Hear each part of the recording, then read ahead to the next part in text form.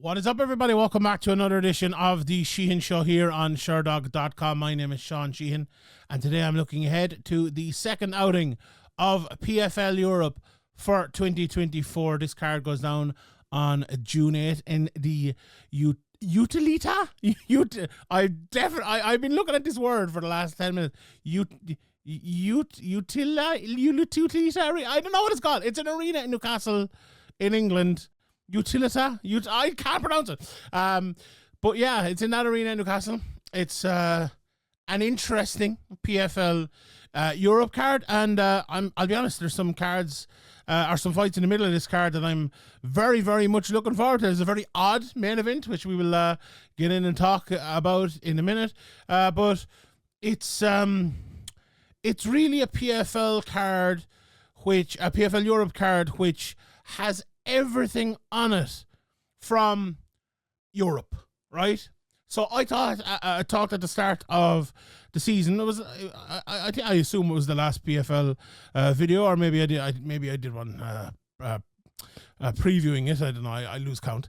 But I talked about how they had. I felt to myself this year they'd gone for a lot of more experienced guys. Say the likes of Kane, Mousah is in the co-main event here, who you wouldn't say is like an up-and-comer who could come through PFL Europe and, you know, being a prospect and go on to be a star in the top. Now, Kane Mousah could win it and go on, whatever, but he's a guy who's been around for a long time. He's at 20 fights, you know, he's in his 30s, you know, and there's a few of those guys on it, right? And I talked to Peter Murray about this. I asked him about it, and because like my vision for PFL Europe was the younger guys, was the likes of Mark Ewan or the likes of Ibrahimi Behimov or Chanel Dyer coming through with less than 10 fights, who are going to go on, you know, get to 15-0 or, you know, 12-2 and go to the next level and build their way up through PFL Europe. But he kind of said to me, he's like, no, we want to find the best fighter in Europe. This is not just about young up-and-comers. If there's good young up-and-comers, absolutely. But if there's a good European fighter and we can get them for the PFL Europe, we're going to put them on it. And I started looking at it a little bit differently after that, because maybe it was my own idea of it, but obviously that's not their idea of it, and it's their promotion. They're doing things the way they want to do. And this has a kind of a smorgasbord of everything. It has the experienced fighters who you think would maybe be able to, cause a bit of damage and win maybe. It has the very good up-and-comers who are, say, like Khrushchev Kakarov, who's 12-1, who's right there, right, waiting to go to the next level. And there's guys, say, like a Mark Ewan, who's 5-0, who's maybe, you know, he could argue he's better than all of them, but maybe he's like one fight away from maybe going, or maybe one fight, maybe like 2, 3, 4 fights away from going absolutely to the next level, and even the likes of Chanel Dyer and younger people as well. And that's kind of cool. Now, all promotions have that, right? Or have bits and pieces of that, but not all promotions have a season tournament format, you know? So it's very interesting to see how that will work. It's very interesting to see how it goes in future. And obviously, you know, we talked a little bit recently about the I always get the letter wrong, MENA, MENA,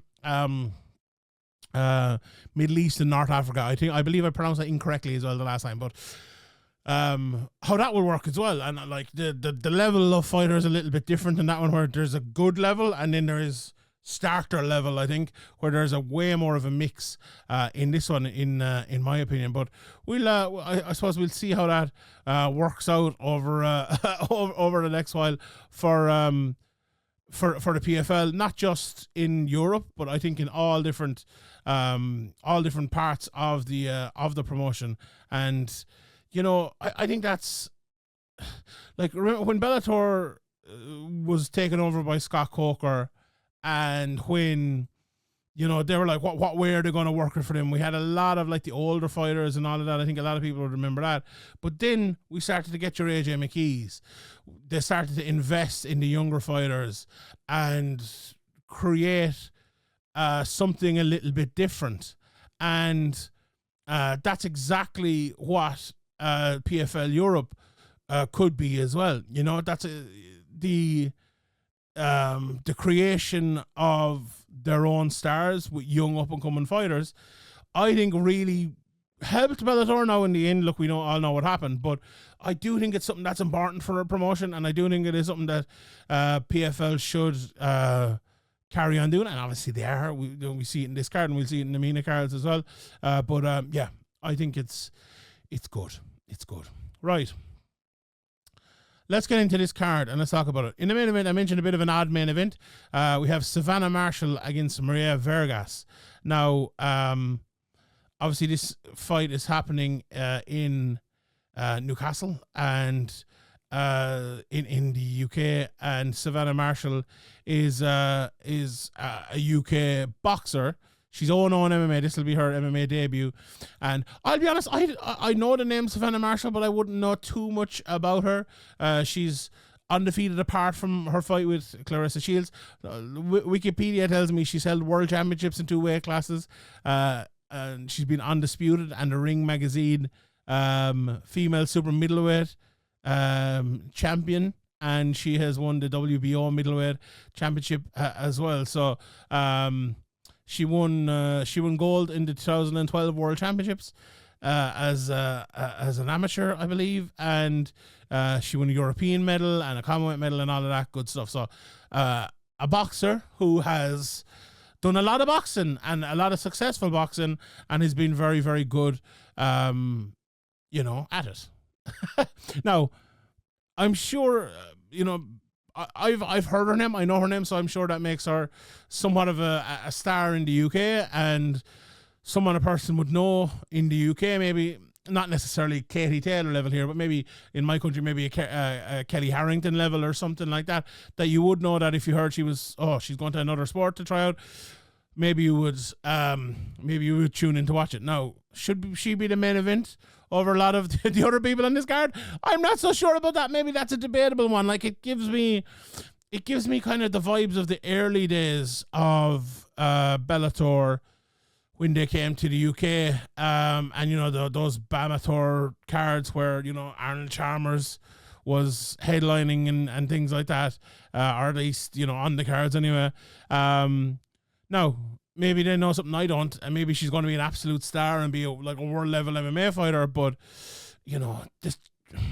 I don't think look at Claressa Shields, like she got destroyed by Abigail Montez in a few fights. I know she's still doing it, and she could come on and be that. But it's an interesting choice they've made. I'm not sure if it's the right or wrong choice. Would I have made the choice? No, I would. But I'm an MMA purist. I actually haven't thought about it yet. But let me have a look here and see what fight I would have put as the main event. Actually, there's one fight I definitely would have put as the main event, and that would have been Franz Malamba versus Luke Shanks. But that fight's not happening, unfortunately. So I probably would have put Kane Mousah versus Dylan Tuke as the main event. Maybe Jack Grant versus Charlie Leary, but I think Mousah and Tuke would probably have been the one I would have put in there. But look, I suppose that's a debate for another day, and it's a question maybe that the likes of Dan Hardy, Don Davis, Peter Murray should or could be asked to see what the thinking behind that was. And as I said, I'm not necessarily, I personally disagree with it, but I'm not necessarily saying it's wrong, if you get what I mean. But anyway, I'd love to know the logic behind the choice. And look, the logic behind the choice is she's a big name and people will want to tune in to see what she looks like and all of that.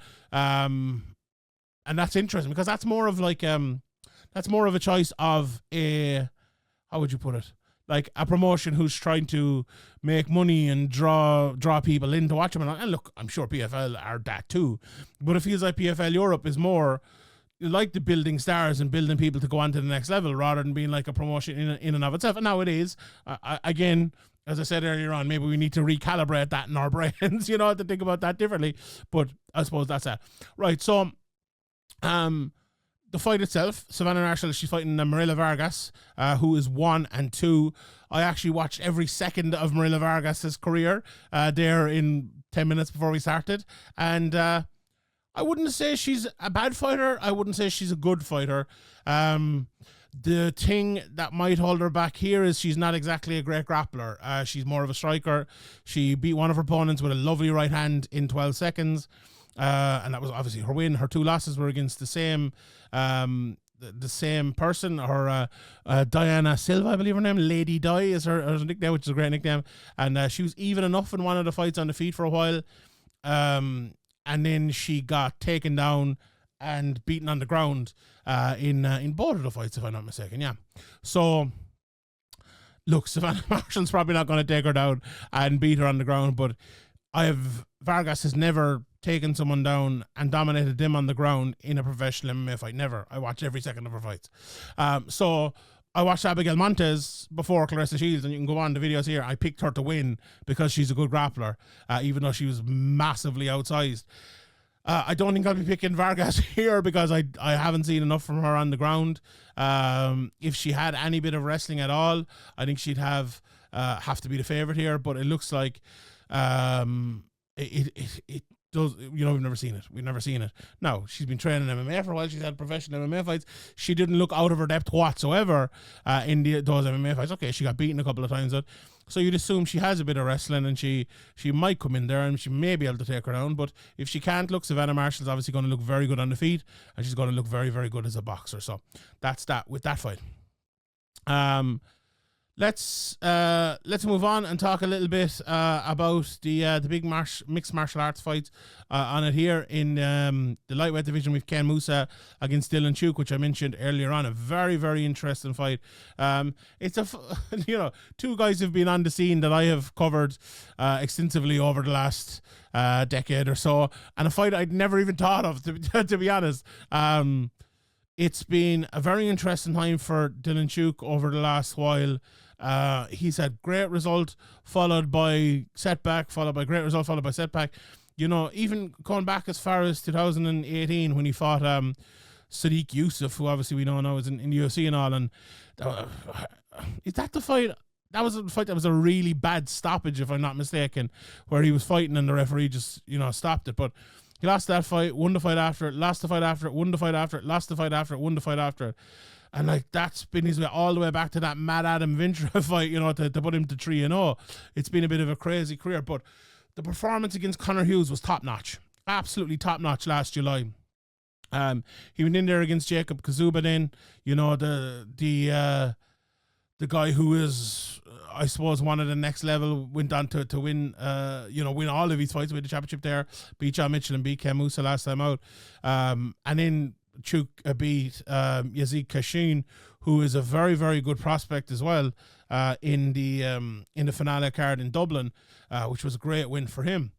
Now Kane Mousah, the other side of it, then I thought after that Georgie Carcanyon win in 2022 in the fight that I was at, I thought he'd absolutely gone to the next level. Now, he's had a tough enough time since. He also lost to Kazuba, but he lost to Thibaut Gouti before that in a fight that I actually fancied him to win. And from memory, he was doing pretty well in that fight, but it kind of turned on him then.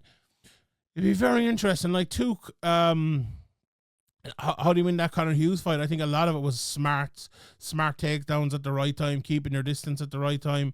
I think that's how you do it exactly in this fight as well.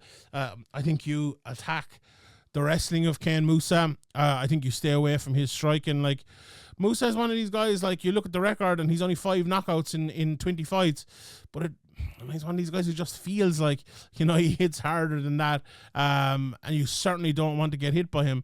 Tuke was kind of known as a guy who would take a big shot and, get knocked out, but like, he got knocked out against Cameron Nelson. That was a horrific knockout, but he's gone up weight class since that. The only other knockout he's ever taken is that one that shouldn't have been stopped against Sadiq Yusuff. So I think that worry is kind of gone a little bit for Dylan Tuke as well. Although, you're fighting a guy like Mousah could quickly come back. But, he's training over in Scotland now. It's all about, a lot of it's between the ears with Dylan Tuke as well. If he's on the straight and narrow, he's talked about that in the past before. He's a very high ceiling, absolutely very high ceiling. And if he wins this, I think he'll be going to another level. So a very, very interesting fight. And really, I think it's a pick'em fight. I'll be interested to see the betting when it comes out on this, because I think if you'd come at me with this fight after that Carcanyon fight, I would have been saying, that's a very tough fight for Dylan Tuke. But the last couple, for Mousah, He'll be 38 years of age by the time. Actually, as I record now, he'll be 38 years of age in about 20 minutes. So he's June the 1st is his birthday. So by the time you listen to this, he'll be 38. Happy birthday, Kane. And like, did he look it in the last couple of fights? That's harsh to say considering the guys he was fighting, but this could be a massive win for Tuke. And I think Dylan Tuke probably knows that as well. So huge fight for him. Huge fight for Mousah as well, I suppose, to keep going in the PFL promotion, and massive fight for both of them. I'm gonna lean Tuke in that one. The next fight that I want to talk about is Jack Grant versus Charlie Leary. And I'm checking these fights as I go with the PFL website as well, because some of them you never know, especially with European MMA, who's in and who's out. But these two lads are in, and there are many fights these two lads haven't been in over the last few years. Jack Grant, 32 years of age now, 27 fights into his career, and Charlie Leary, 32 fights into his career. Is he 42? Jesus.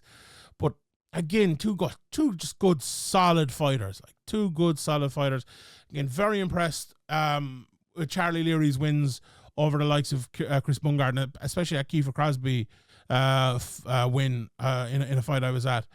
No, sorry, that was on in Milan, but it was the Gallagher-Eleanor fight, which should have been in Dublin about 4 times, but very impressed with him in that. He went in against David Gallon and Soren Bach in his subsequent fights and lost him, and there was no contest against Yancy Madeira. So he hasn't actually won since 2020 in that Kiefer Crosby fight.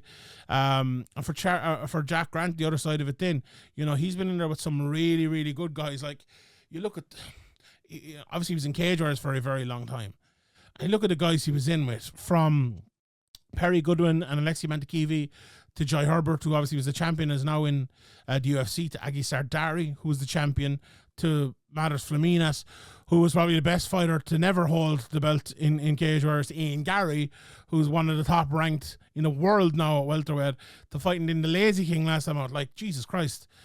Not to swear or anything, but has anyone taken a tougher road over the last few years than this man? I think there's very, very, very, very few. And even if you look earlier in his career, he fought some good guys as well, the likes of Warren Key and Jack McGann and others like that. And like, if I remember talking to someone from the UK around the Ian Gary fight, and they were kind of saying to me, people always talk about, you look at someone like Ian Gary, and you think, okay, this guy's a top level striker. Is he going to be able to hang on the ground? And someone from the UK said to me, who's in the grappling scene an awful lot, people don't realize how good Ian Gary is. The fact that he could work with Jack Grant on the ground, it says an awful lot about him. Now, Jack Grant has 9 submissions and 9 knockouts, but he's a really, really high level black belt, and grappler in the UK will tell you that. And I suppose you saw bits and pieces of that in his last couple of fights as well. You think against Charlie Leary, he'll maybe want to use that. Leary has been submitted 3 times in his career, although not too many times recently. In fact, the last time was years ago, I'd say. Was it? Jesus, I'm going down through his record there. I think it was in 2012 was the last time he was submitted. So yeah, it was indeed. But that those records are kind of made to be broken a little bit. Although I think this will be a very even fight. I think if it's on the feet and Leary gets into his rhythm, I think he can win the fight. But he's 6 foot tall, 6'1" Grant, but Grant's a bigger guy than 6'1". I think that might help Grant a little bit on the feet, and then if he can get the fight to the ground, I think he might have an advantage there. I'm just going to lean towards Grant. And that's maybe more based on, when I see 42 years of age there, that alarm bells ringing. So yeah, I'll go for Grant to, I think I'll be even enough on the feet. If it goes a full 50 minutes on the feet, I think Leary will win. I really do. But I believe there'll be grappling, and I believe Grant will take the grappling parts of the fight. One of the other interesting fights on the card then is McGrillen-Evans against Zaharovs, coming out of Ireland. McGrillen-Evans has been a very, very, how would you put it? Good. Let's go with good prospect coming out of the UK for the last couple of years. And one of those guys, every time you see him, he looks he just looks that little bit better, and he looks like a guy who is going to go to the next level. And Zaharovs is, a guy that again has been fighting around the scene for a good while, and this is a big opportunity, I suppose, for him to 6-2, and if he can take out a highly talked about prospect like Lewis McGrillen-Evans, it'd mean an awful lot for him. So a big opportunity for him there, and we'll see I suppose how that goes for him. And I suppose another fight kind of like that is the Dean Garnett fight against Anton the Pipe, whose name I just pronounced absolutely brilliantly. Garnett has been around for such a long time. It feels like. Let's just pull up the record here and see when was the debut. Let's get 2010. Yeah, that makes a whole lot of sense. He took a few years off there, didn't fight between 2018 and 2023 when he came back, and he's won 3 in a row, fighting in that Hexagon MMA promotion, which is a good promotion. Fought in Brave last time out, and now he's getting the opportunity here. And anyone who knows Dean Garnett knows, 35 years of age, he probably still has a little bit, left in him. You look at the likes of the names of Martin Sheridan and Dominic Wooding, who he beat in 2018 when he was a very young guy. That's I suppose that says a lot. The Hitman then on the other side of it, coming out of Belgium, 12-4. He's another guy who was in Cage Warriors and fought some good guys over there. Lost to Corey Tate, but beat Tanio Paliricio, who fights out of SBG. He's fought Lerone Murphy and Jack Shore as well. So this guy has fought, some of the best there. It's very hard to gauge, I suppose, when it's a guy like Dean Garnett, who has, I suppose, been away from this sort of level maybe for a while. Now, he's 3 fights back now, absolutely, but you would wonder where, and the same, I suppose, for the Hitman, who is, hasn't fought in Cage Warriors. His last fight in Cage Warriors was 2019, where he lost. Last win in 2019 in Cage Warriors, but that's 5 years ago. He's only had two fights in those 5 years. Very hard to gauge where either of those two guys will be. Look, I suppose what we know is both guys are well able to win a decision and are well able to finish. Very much a pick 'em fight here, and I find it hard. I probably just, with Garnett, he's in Liverpool. I'm sure a lot of people will travel up to see that one, and maybe would just roll for him there then. Chanel Dyer is definitely one of the standout fighters on this card.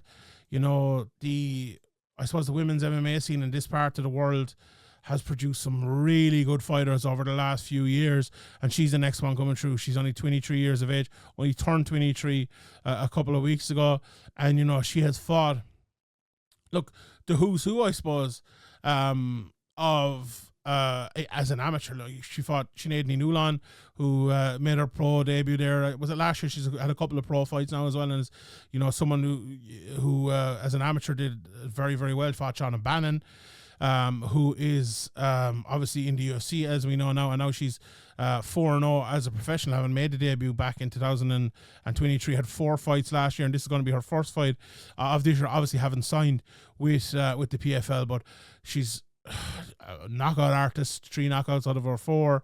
Moves very, very, very well, and definitely one to look at here. Her opponent, Mirela Turchinova, I watched a bit of her. She's good on the ground, has a lot of submission wins, but again, she's moving up a level here.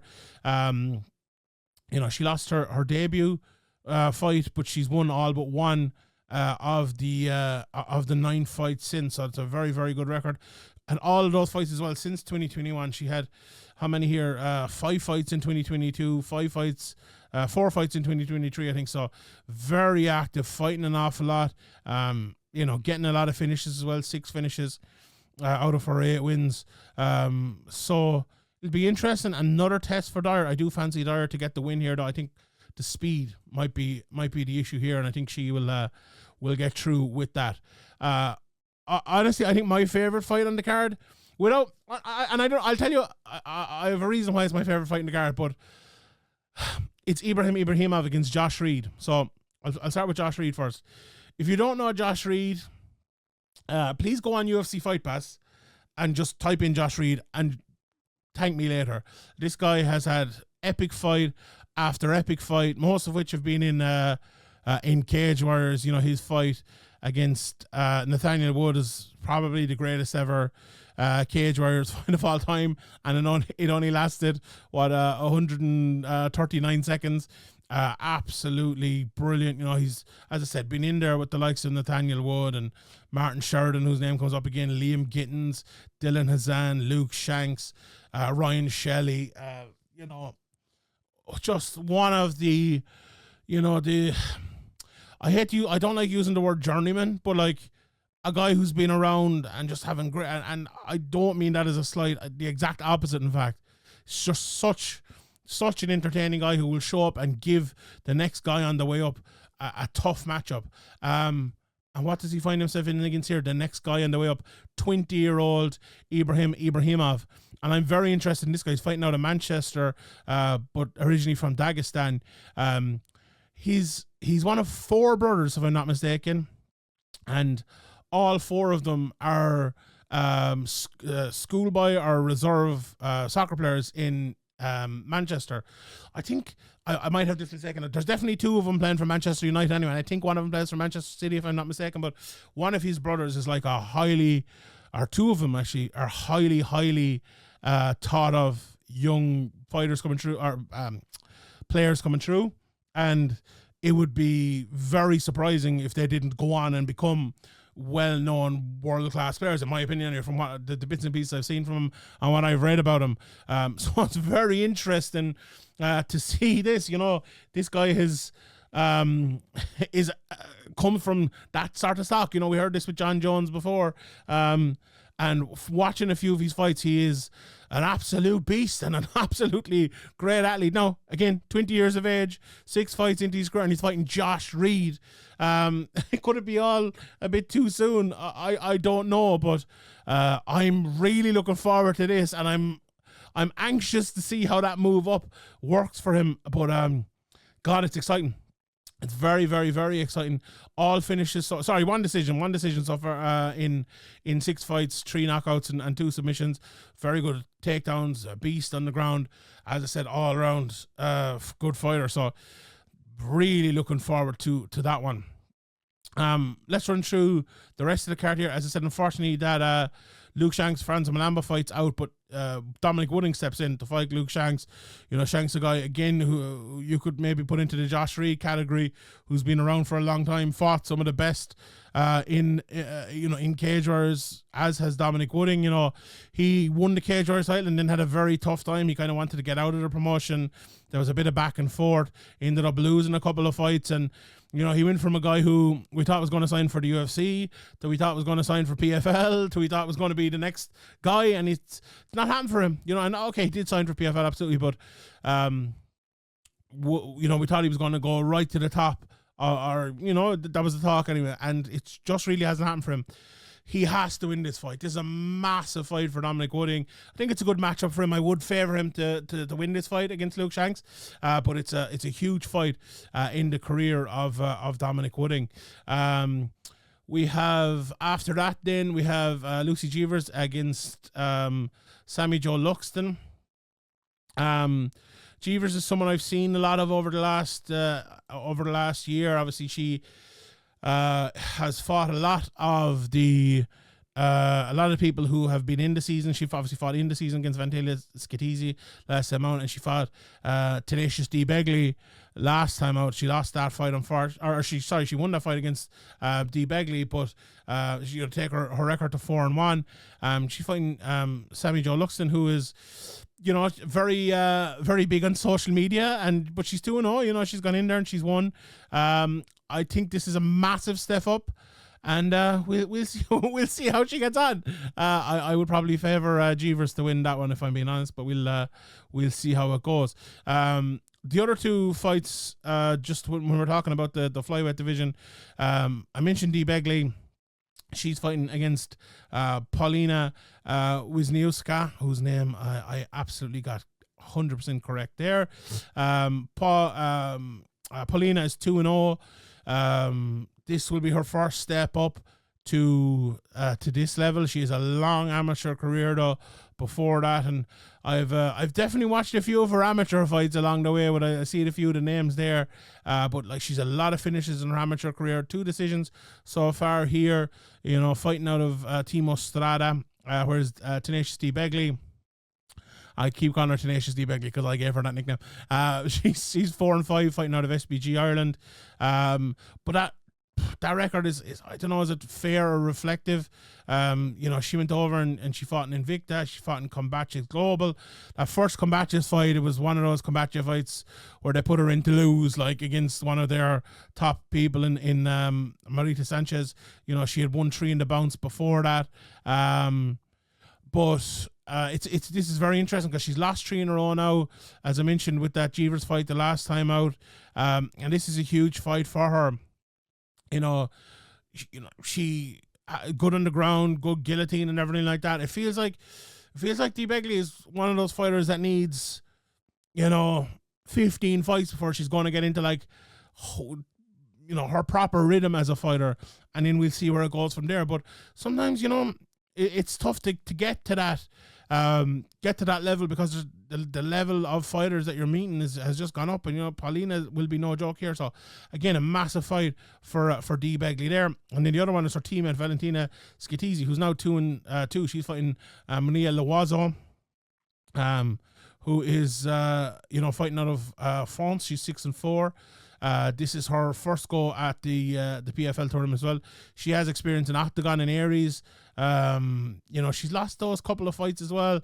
No big names on her record there, whereas Schittizi's been in, you know, with Dakota Dacheva. She beat Lizzie Jeevers. You know, and she's a good all-round fighter. She can take you down. She can beat you on the feed. That 2-2 record is a tough one. It's a very tough one, especially when you meet someone like Dacheva. I would go with Schittizi in that one. I think she'll end up winning that fight. So a very interesting women's flyweight lineup on the night there. Last couple of fights I want to talk about. Mark Ewan, he's fighting Pasela, Claudio Pasela. I think Ewan will. I fancy him to dominate that fight. I think this guy is the next level. I could not have been more impressed with him. He fought Noah Gunyan last time out, Bellator 299, and you know, it was a destruction really. He's destroyed everyone he's fought so far. I don't think it'll be any different here. If there's one name you remember from this, that's the guy, Mark Ewan. I think he's gonna cause trouble here. There's other couple of fights. Ben Woolis, who a lot of people are talking about, want to know. He's fighting Meher Belkader, featherweight, and Alexandra Luster 7-1 is fighting Alperin Karabulut. You know, Luster at 7-1 is a good prospect coming through. He's a young guy. You know, he fought Ben Davis last time out. This is his first crack at the PFL as well, so big for him. But you know, another fight that could have been the main event. The last one I want to talk about here is Kursha Kakarov against Bondo Kizadze. Bondo Kizadze, in fact. You know, Kakarov, an unbelievable year last year, obviously winning it all. We thought he might be in the global tournament, but he's back. Like that run last year, beating Mokhtar bin Casey, Ali Taleb, who was my favorite to be the best fighter in the whole thing, beat him, and then beat Franz Malambo. You know, probably the most highly probably the best fighter in the whole thing in terms of what he has achieved in his career. Beat him as well. Fantastic.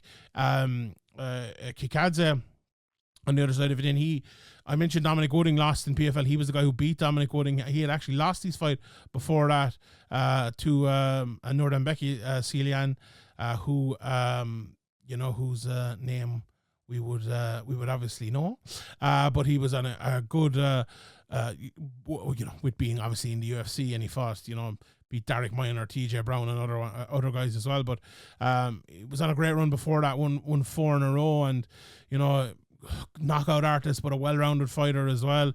Very interesting fight. You could not pick against Kakarov at this level without a shadow of a doubt. And I think he probably a bit of night. He's not in the he's not in the in A tournament anyway at the very, very top level. But I think he'd probably be a night. He's not the main event as well, where he probably should be right up there as well. I know they don't have the bantamweight tournament, but maybe next year. But yeah, that's the top and bottom of the card anyway. I'm really looking forward to it. The ones to look out for, as I said, Ibrahimov against Josh Reed, great fight. Shanks and Wooding, massive fight for them. Be interesting to see how Savannah Marshall looks in the main event. Tuke and Mousah's high level stuff. Leary and Grant, two, I suppose, long time legends of the local scene in the UK. And then you have the likes of D Begley, Valentinas Gatizi, and others as well, who will be opening up the show. So I will leave it there. Thank you very much to everyone who tuned in. Let me know in the comment section below which fight you're most looking forward to, and we'll enjoy the fights this weekend. Thank you very much for tuning in. My name is Sean Sheehan for Sherdog.com, and I'll see you all next time.